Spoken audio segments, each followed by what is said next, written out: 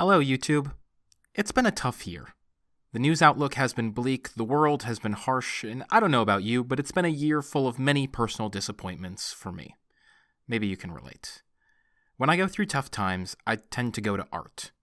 Some of that is for entertainment, but some of that is also because art can help us make sense of the world we live in, the fears and dreams we hold in our hearts, and how we relate to our fellow man, to God, and to ourselves. So today, on a day when headlines made me feel like screaming into a pillow or venting to any friend who would listen, I decided to instead make a little piece of art of my own. Thanks for watching. In this video, I'd like to pay tribute to my 21 favorite pieces of media from the year 2024. It's a mix of movies, TV, video games, books, anything that stirred my heart, challenged my worldview, and brought me joy over the last year. At their absolute height in the 2000s, Pixar Animation Studios was on an unparalleled run of quality films, with Finding Nemo, The Incredibles, Cars, Ratatouille, WALL-E, Up, and Toy Story 3, 7 classic films releasing in an 8-year span and reminding everyone what animated films could do as a storytelling medium. The highest compliment that I can give is that The Wild Robot, at number 21 on my list, feels like it could have been part of that run and stands toe-to-toe with any of those films. The Wild Robot tells the story of a robot that is powered on after many years of dormancy and finds purpose in taking care of a small duckling, who imprints on her and views her as its mother. His name can't have numbers. It's like someone didn't even like him. My name has numbers. It's gotta be personal. Personal. Processing personal. Bright. Bill. Bright Bill. Is that satisfactory? Bright Bill. Processing. It is a charming ode to single moms, to found family, to the importance of community, setting aside differences and banding together in hard times, and to the power of animation.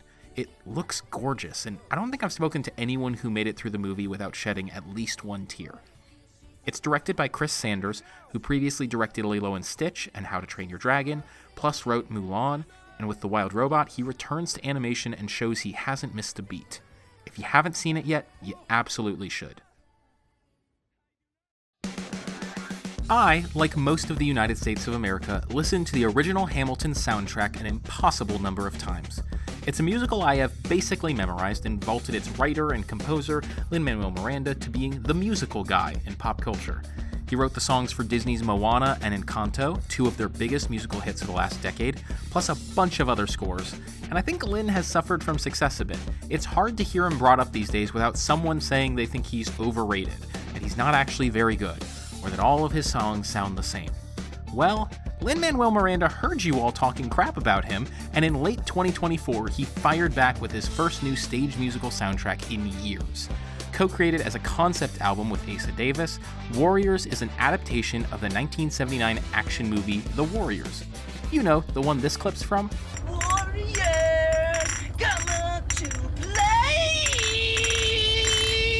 But this time, the story is gender-flipped, featuring a female gang who sees their leader get murdered at a peace summit and are wrongfully blamed for her murder, resulting in them having to flee across New York City back to their home turf while rival gangs try to hunt them down. The really brilliant thing about this structure is the musical diversity it allows. The Warriors themselves may sound like classic Hamilton-style Lin-Manuel Miranda protagonists. The first 2 songs focus on them, so it might be easy to write this thing off as Lin back up to his old tricks. But then you meet the other gangs, and you realize every single other gang has a different musical genre and gimmick. And suddenly, you're hearing Lin write killer songs in genres he's never even touched before.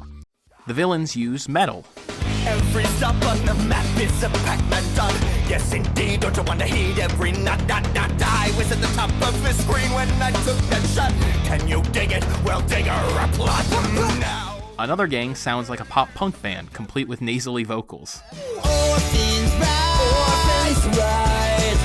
We're hearing greater numbers with a big surprise. Girls, you made us... My personal favorite is a gang full of nice guys wearing cardigans who sing boy band numbers complete with a K-pop verse to trick the women into a false sense of security.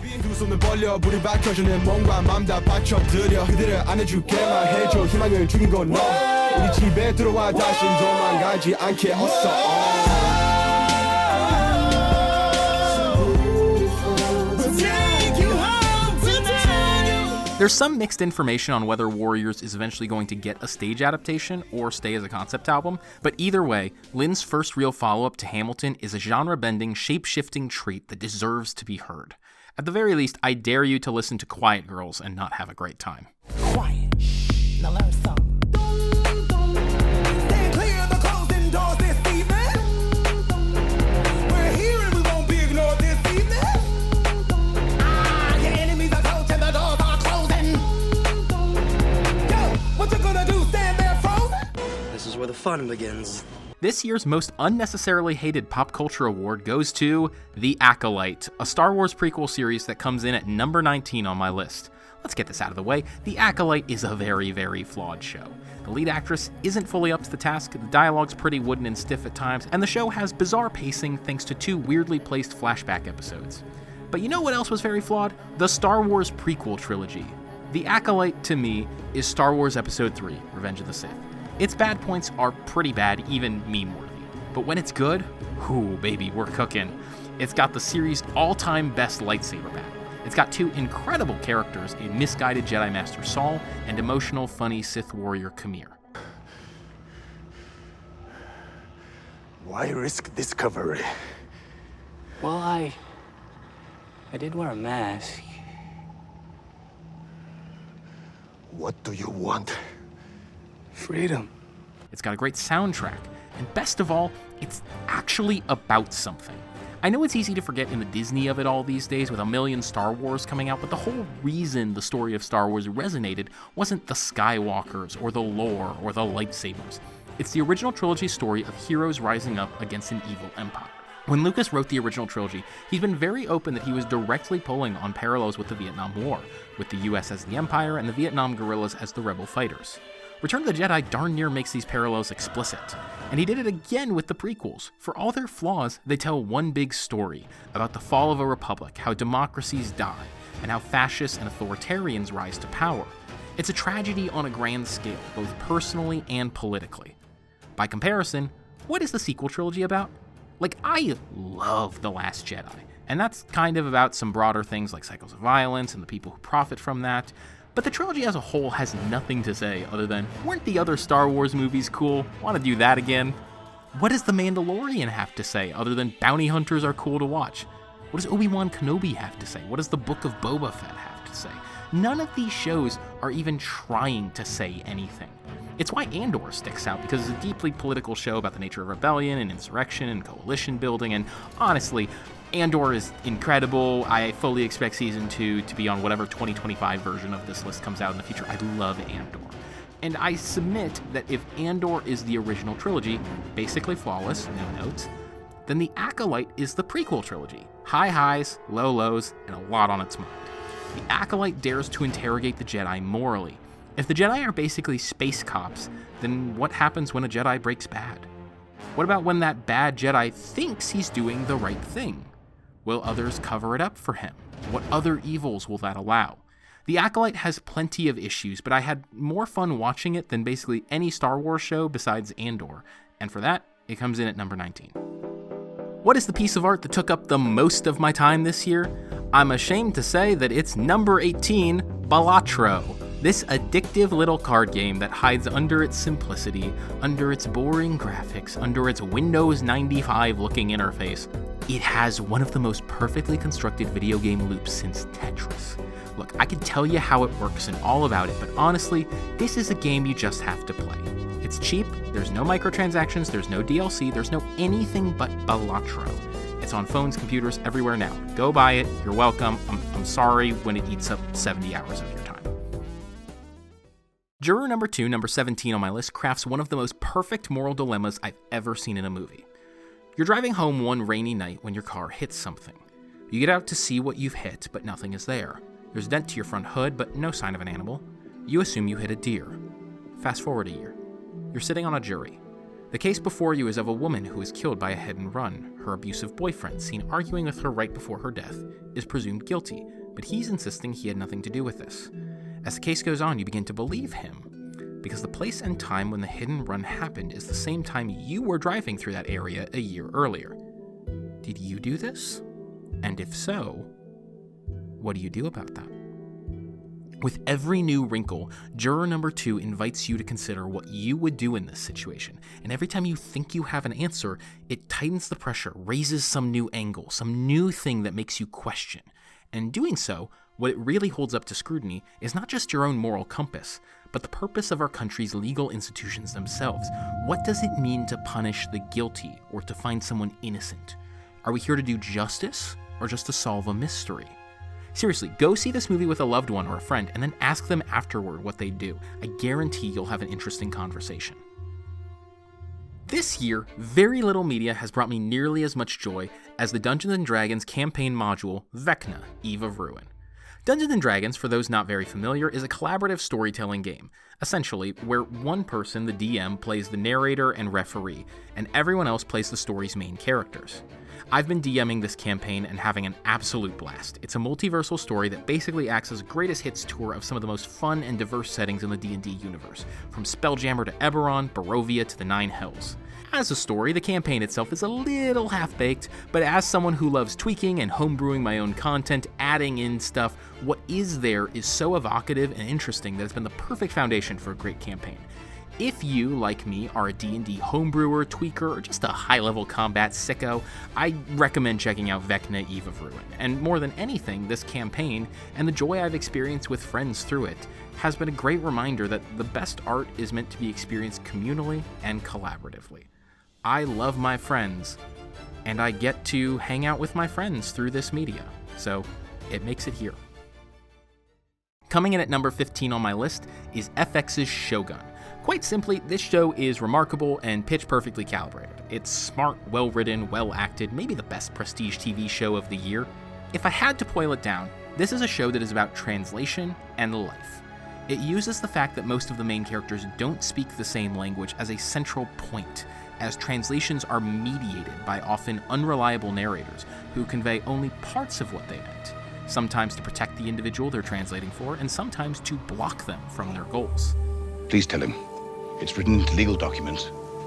Each Spanish and Portuguese king has the right to lay claim to any non-Catholic land they discover and to replace its government with Catholic rule. This is a lie. No. Do you swear by your God? Yes, I do.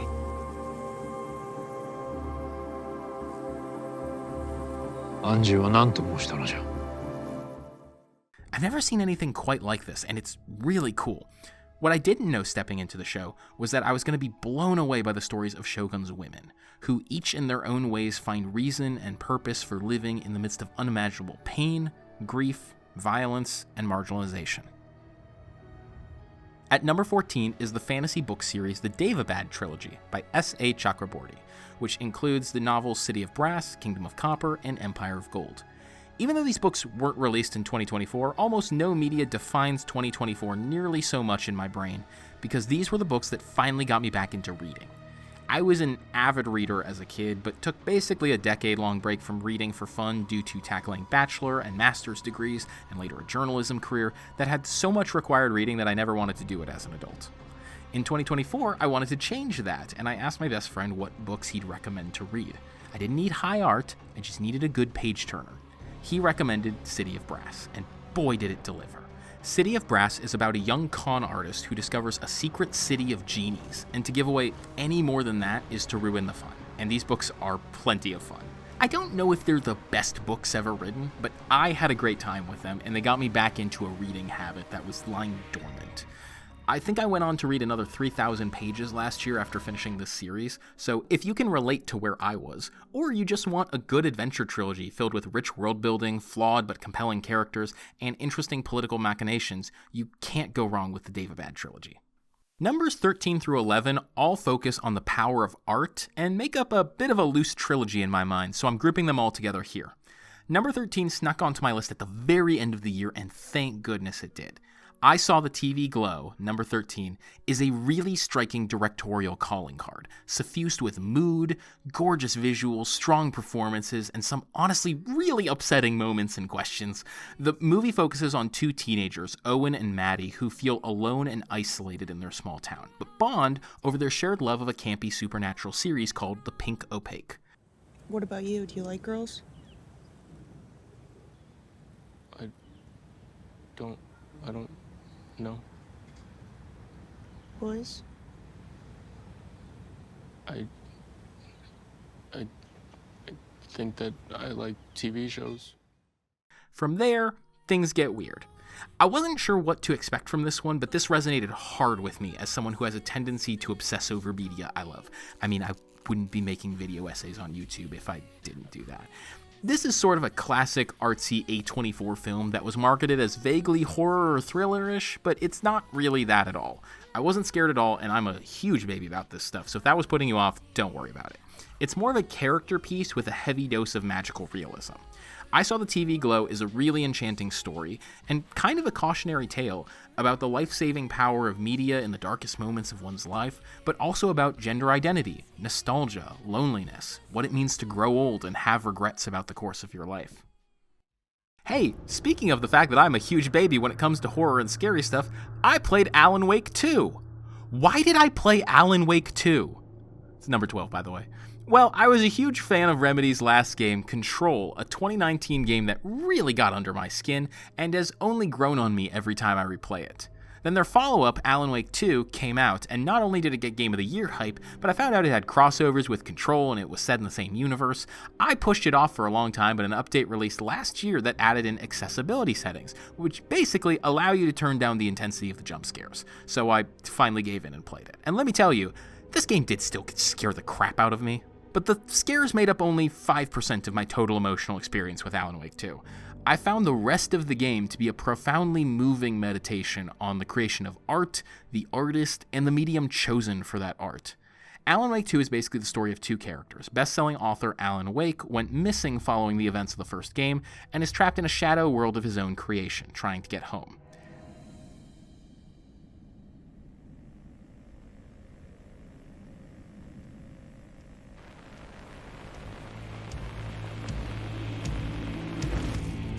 And the award goes to Alan White.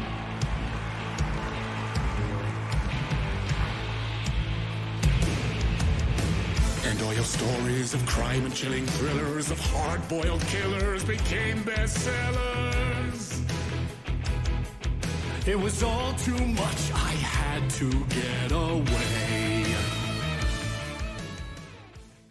And FBI agent Saga Anderson, who's a new character that serves as an entry point for anyone that didn't play the first game, is investigating a series of ritual occult murders in the small town of Bright Falls. You know?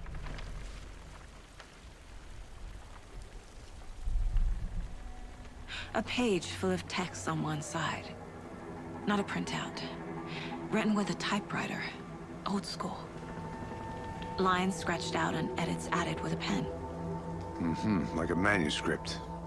Page of a story. The killer left a message. It's for us. The text is about us. What emerges is a story about stories themselves, as not just the narrative, but also gameplay mechanics revolve around the idea of trading out plot beats, telling a better story, and considering who gets to be a main character in whose story. It's mind-bending and clever and very hard to explain, and it's filled with some really unbelievable sequences that had me standing up and applauding while I was playing, or just cackling like a madman.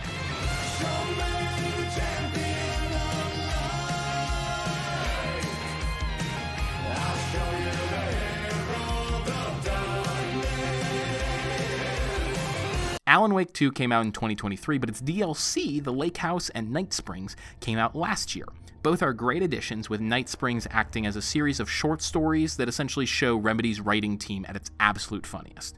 The best short story, Timebreaker, even experiments with form, morphing itself into other genres and mediums in a way that made me absolutely giddy. The Lake House, on the other hand, is a supremely scary spin-off of Control that sees you investigating a mysterious government facility that's gone into lockdown. What you find there is one of the most clever and insightful takedowns I have ever seen of generative AI, and it's a true argument for the importance of flesh and blood authors over machines. It's been a program that was established to help the population with management skills, and it's turned into something a bit more, wonderful, because it helps people get more in touch with their feelings and able to process and actually move through and truly get some rehabilitation. So are you acting at all during this interview?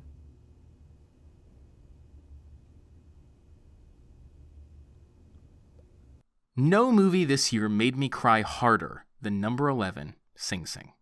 This indie drama tells the true story of inmates at the Sing Sing maximum security prison in New York who founded a theater troupe that put on plays for their fellow prisoners. We're here to become human again and enjoy the things that is not in our reality. I think you guys are becoming real with each other, vulnerable. And it's through the creation of this play that these men are able to connect with one another, bring down their emotional walls, and find friendship and community in each other. It is simply one of the most beautiful portrayals of male friendship and intimacy that I've ever seen in a movie. The characters and their relationships are drawn with such keen realism. And look, I love art and media, but in general, I don't tend to get emotionally moved by films about the power of art, because it feels very self-congratulatory. But this movie made me cry for about a solid minute at the end, because it speaks to what I think is the even greater power of art. The effect that it has on the artist who makes it. A theater show may not save a person, but it might save the life of one of its performers because of the friendships they forge through creating something meaningful together. One especially cool thing about Sing Sing is that aside from lead actor Coleman Domingo, the vast majority of the actors in this movie are the real inmates from the true story of Sing Sing. All these guys, including Clarence Divine I. Macklin, are playing themselves. Very cool blurring of the line between reality and fiction. I murdered that Hamlet scene, bro. Shakespeare is in his grave right now. He rolled over. My number 10 of 2024 is a breakup album by a snarky blonde pop star, but not the one you're thinking of, and probably not even one of the first three you'd think of. Number 10, The Good Witch by Maisie Peters, comes with a host of asterisks. For one, it was released in 2023, not last year. For another thing, I don't even listen to the normal album, I listen to my own special version of the album that I rearranged in a Spotify playlist for myself. Peep it here, I love this so much, this is my favorite version of the album. But man, if The Good Witch isn't the album that I listened to the absolute most last year, and that gets it a spot in my top 10. 2024 was a year that began with 2 failed romantic relationships for me and ended with one massive epiphany of personal growth. But in the meantime, I listened to so much of this breakup album. From the biting sarcasm of Watch to the catchy pop of Lost the Breakup and the power choruses of Wendy, Maisie Peters' sophomore album catapulted itself onto the list of my very favorite pop albums of all time.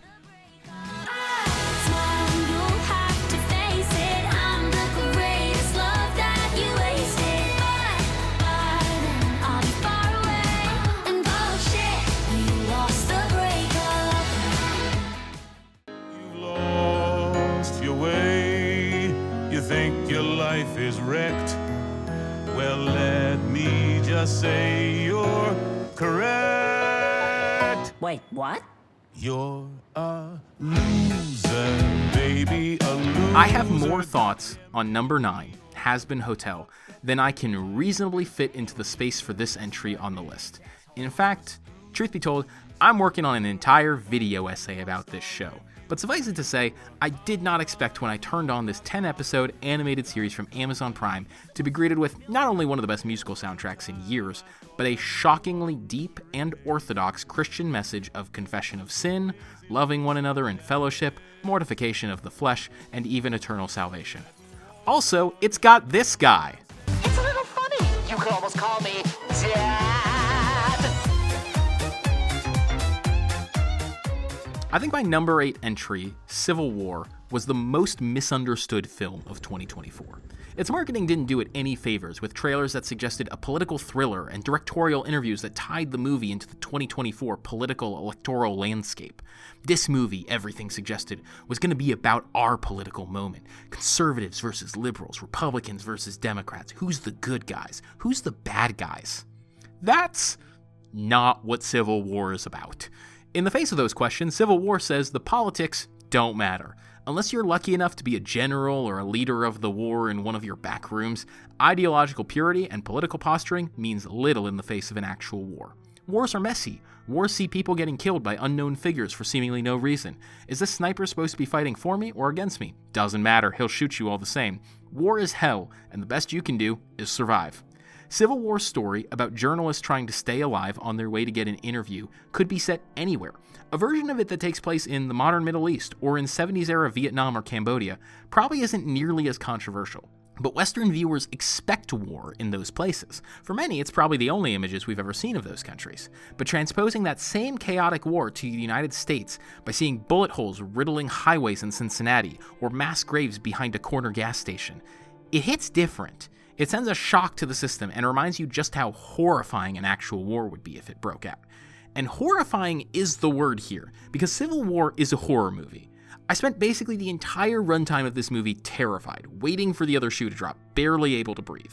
When I stepped out of the theater, it was like I'd gotten off a 2-hour roller coaster. I had to go into a bathroom stall, shut the door, sit down, and just breathe for several minutes to calm myself down. In addition to being a film about journalistic ethics, about the hells of war, about the true violent cost of political extremism, it's also just a panic attack in movie form. I never want to watch Civil War again. And that is a testament to what a tour de force it is as a work of cinema. Just what? Just what? You know what? What? Just please. Just please. Sir, please. Sir. Yes. Just speak. Let me. We're American journalists. You told me that already. Okay. We work for Reuters. Reuters doesn't sound American. Okay, it's a news agency. I know what Reuters is. Sir. Okay. I'm just saying. Just saying. Just what? We're American. Okay. Okay. What kind of American are you?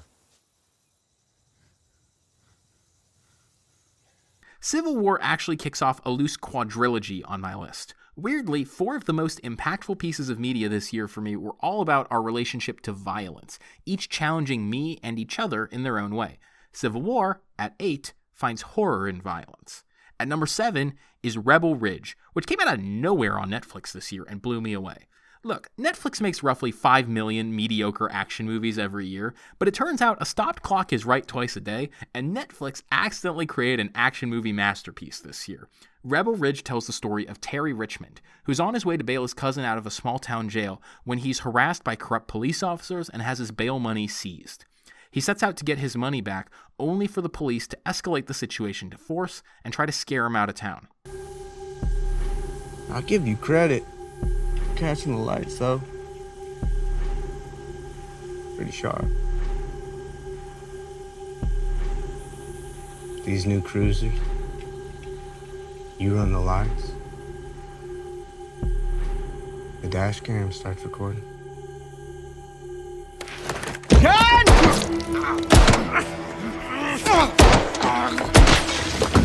But Terry refuses to leave without his cousin and begins a one-man war against the local police with the help of a local court clerk. One of the things that really makes Rebel Ridge stand out is that Terry, played by Aaron Pierre in a real movie star performance, is trained in and committed to non-lethal takedowns. He refuses to kill anyone, even in the face of a small army attempting to kill him. So you get some really creative action scenes where you see his principles being pushed to the absolute limit, and the result is this year's best action film. Here come your peeps. Chief! You want to honor that deal, or do I gotta transition to Put E? some distance between you.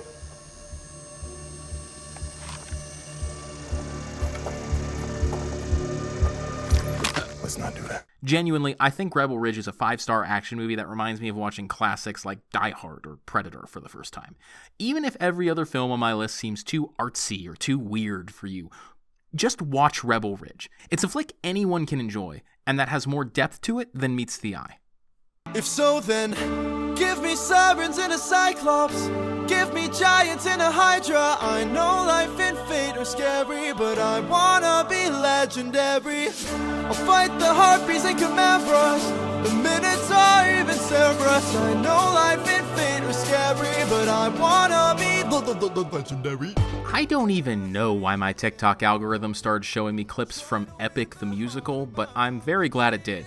Like Warriors earlier, Epic the Musical, at number 6, is a concept album for a potential sung-through Broadway musical that currently has no plans for staging. Created by Jorge Rivera Herranz, Epic is an adaptation of the Odyssey of Homer, in which a king and his men attempt to sail home from war and enter into a clash with gods and monsters. Epic released its 40 songs over the last 2 years through a series of 3 to 5 song EPs, with the final one, the Ithaca Saga, coming out Christmas 2024. The whole musical is packed with earworms from top to bottom, replete with strong vocal performances, elaborate recurring motifs, clever lyrics, and challenging themes. It's that last one I really want to highlight because Epic's central character arc really commits to some evocative themes that create interesting friction with modern values.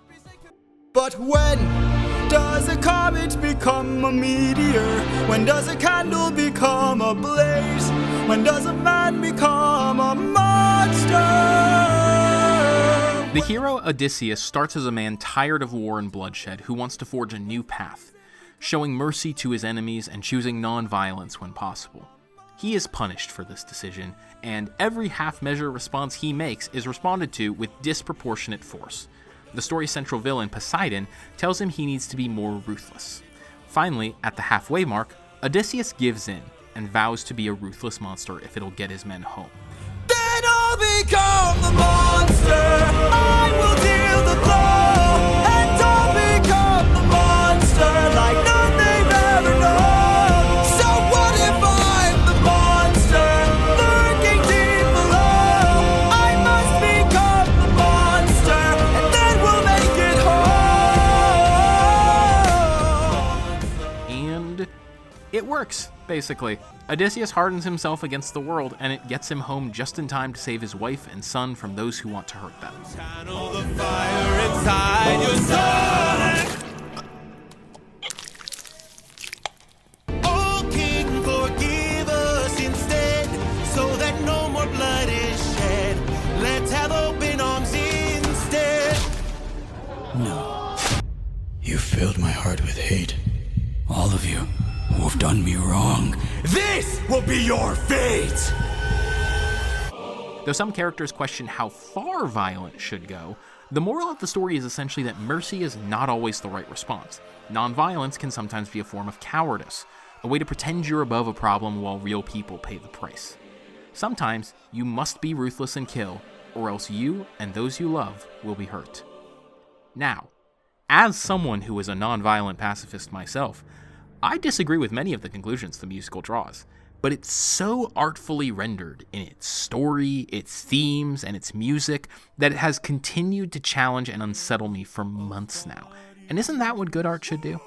I see a song of past romance. I see the sacrifice of man.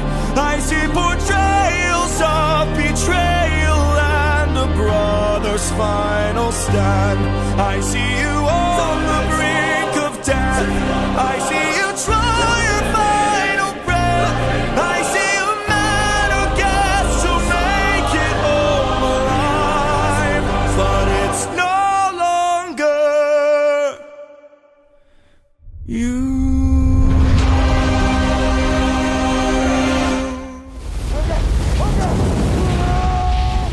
At number 5, wrapping up our quadrilogy on violence, is Dune Part 2, which dares to ask, what if religious jihad ruled? And also, it didn't.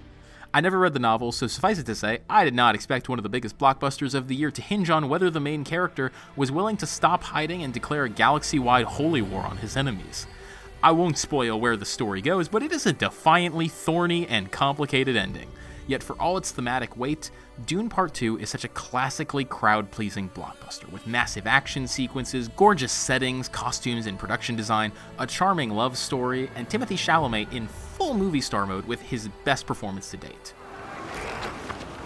Kabakalikakari Hurai Jahaish.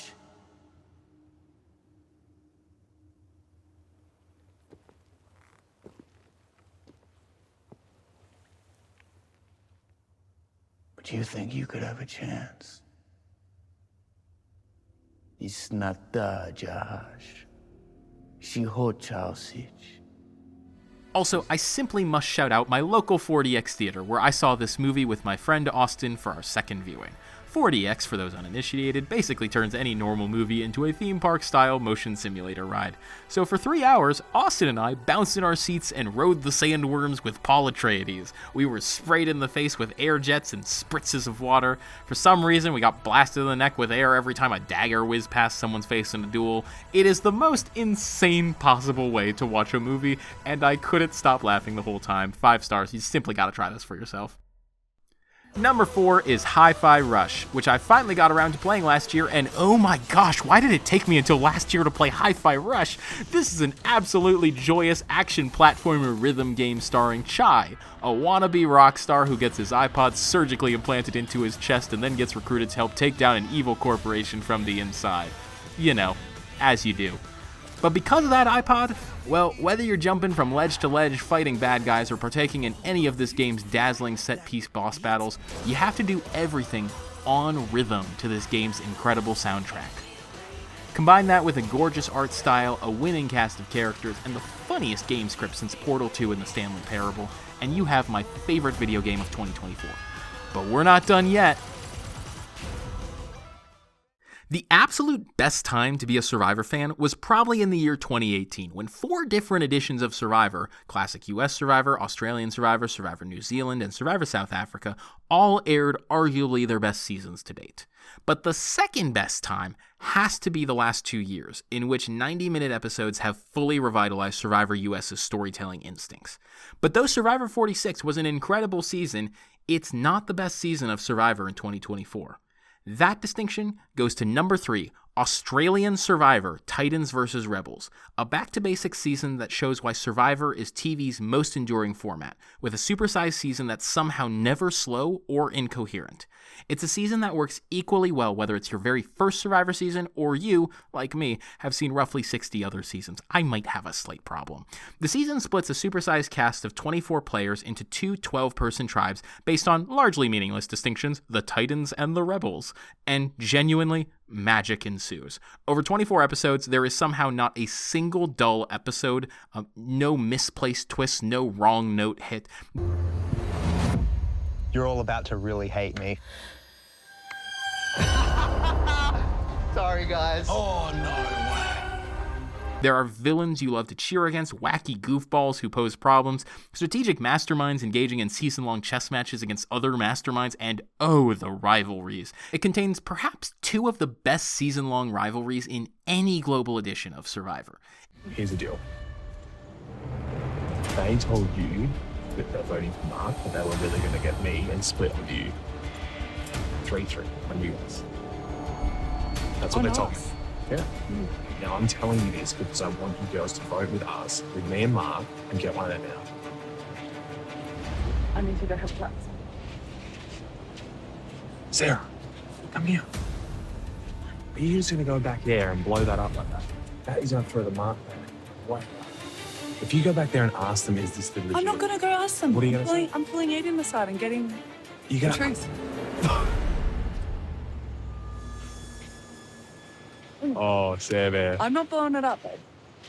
Sebe. Oh, If you've ever enjoyed watching someone get their torch snuffed and hear the tribe has spoken, or if you think you might enjoy that, you owe it to yourself to watch Titans vs. Rebels. When 2024 started, I almost thought I wouldn't see my number 2 movie of the year, which all of the trailers and press made out to be the Zendaya tennis threesome movie. And here's the thing, that's not wrong per se. There's never a threesome, but Challengers does center on perhaps the messiest and most toxic love triangle in cinema history, in which all 3 people appear to both love and despise each other at any given moment. But what makes it my favorite movie of the year is the way everything clicks together and sings in a way that just feels so good and fun to watch. The story is a non-linear jump through time, cutting between a climactic tennis duel between 2 former best friends, with Zendaya's character, the wife of one player after previously dating the other, sitting squarely in the middle, and then showing in extended flashbacks how things led to this one final match, with all of their relationships laid bare and on the line. Did she say something to you? No.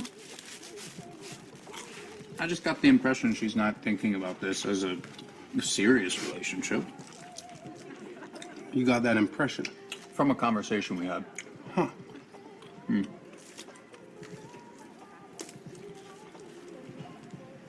Fucking snake. Honestly, I'm proud of you.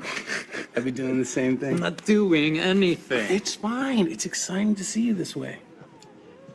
It's what's been missing from your tennis. What? It's nice to see you lit up about something. Even if that something is my girlfriend. Oh, that's what the 2 of you are calling each other now. Oh. You know, this just makes it harder for me, right? I'm sitting here. I would never do anything to I get know. in the way of you I and your know. girlfriend. That's not your style. You're playing percentage tennis, waiting for me to fuck up. The script is tight, the acting performances incredible, and the camera work is consistently experimental and fun. It feels like director Luca Guadagnino approached every scene, every shot by asking, what's the most interesting way we could shoot this scene that nobody would expect? And then they did that. And the soundtrack.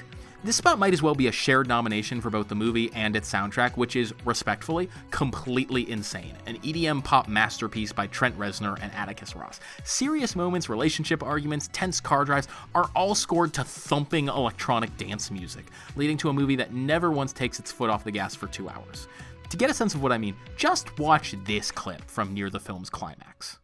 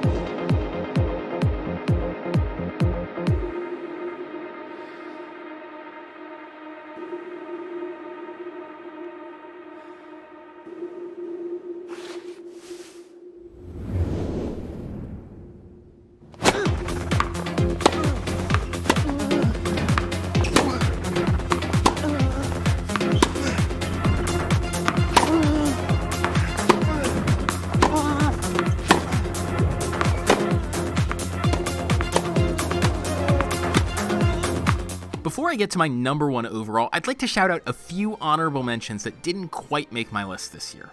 Metaphor ReFantazio was made by the team that did Persona 5 Royal, my favorite game of all time.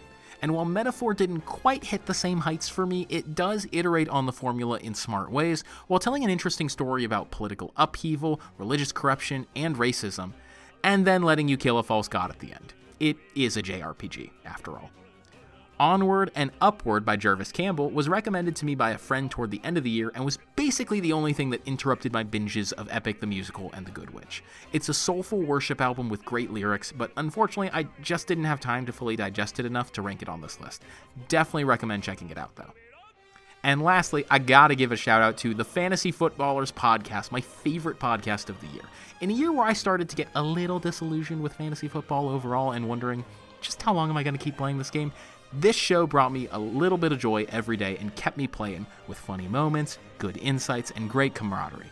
The best podcasts make you feel like you're hanging out with friends, and from August to December, Jason, Andy, and Mike were friends I got to hang out with every day. Thanks, ballers. And now we turn to number one.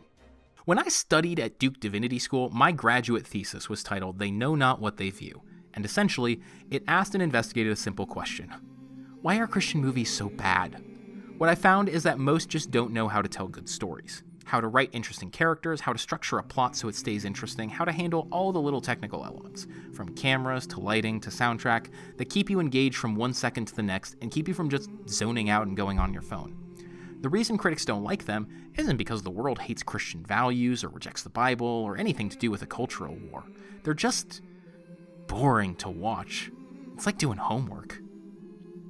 All this is to say, I am so surprised and so excited to say that my number one piece of media for 2024 is a Christian TV show called The Chosen. As I've been talking, you've been watching clips of other, more boring Christian media for a while. Maybe it looks fine to you, maybe it looks boring. Now check out what The Chosen looks like.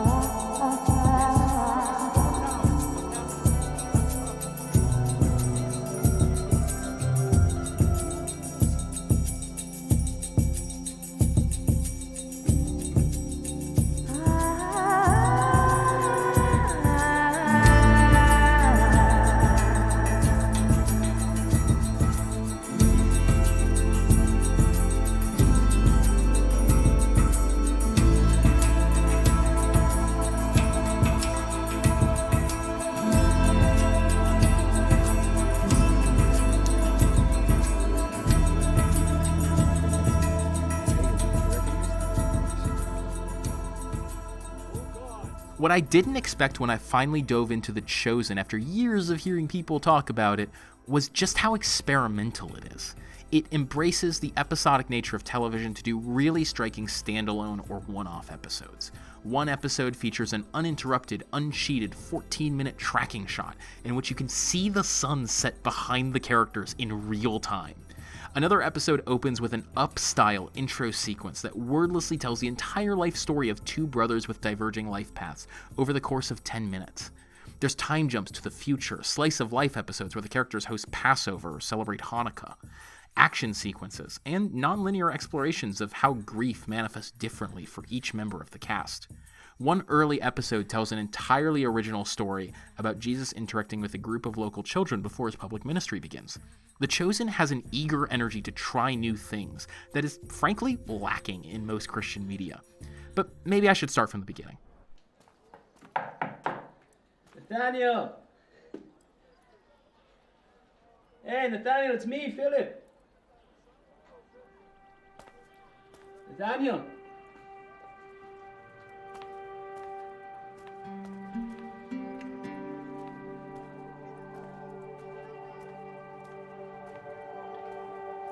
Daniel! Daniel!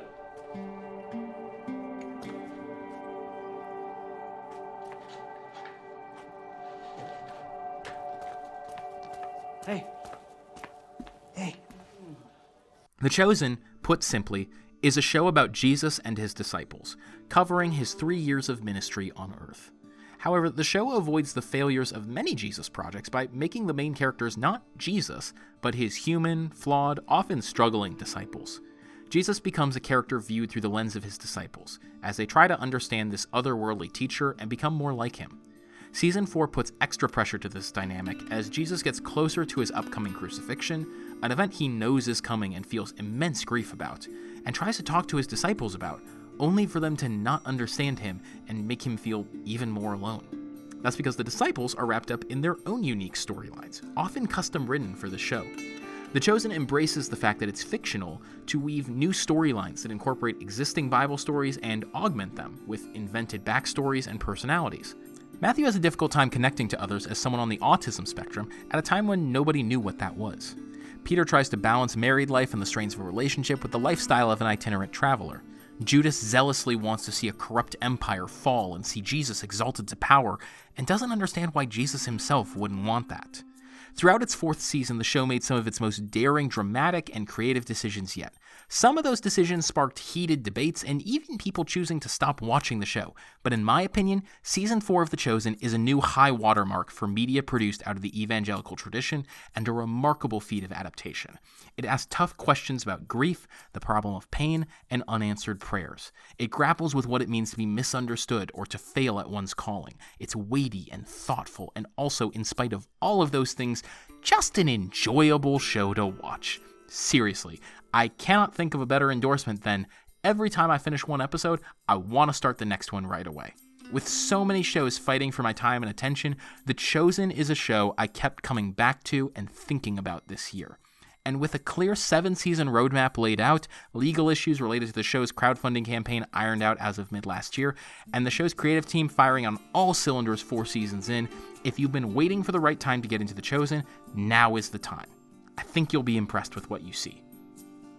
So there it is. Those are my 21 favorite pieces of media from 2024, coming in just under the deadline before it's way too passé to talk about my favorite 2024 things. So tell me, what are some of your things from the last year? What's your favorite media? Whether that's TV, movie, video games, books, anything, musicals that came out in the form of EPs that are YouTube videos. Yeah, Epic's a weird thing. Tell me what your favorite things were. I'd love to hear about it because I think that there's truly nothing better in difficult seasons of life than being able to find joy, find emotional solidarity, find, I don't know, something to get excited about, something to wake up in the morning for in art. I think it has a really remarkable power to do that, and if nothing else, I'm happy to be able to share my feelings, my thoughts, my emotions on all of this with you guys. Thank you so much for watching a honestly way too long video, and let me know if there's any videos you'd like to hear me talk about in the future, any topics or stuff. Let me know. Thanks for watching. Have a great day.